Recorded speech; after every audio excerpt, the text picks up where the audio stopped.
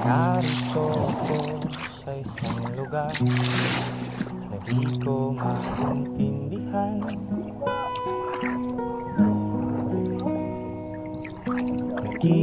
Nakikipagsapalaran sa buhay na ang hantungan ay Ito yung taling. kawalan. Taling ano? Denumero Mamaya.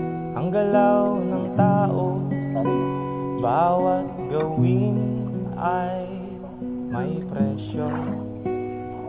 O narito ako sa isang lugar na di ko maintindihan. Ito yun ah.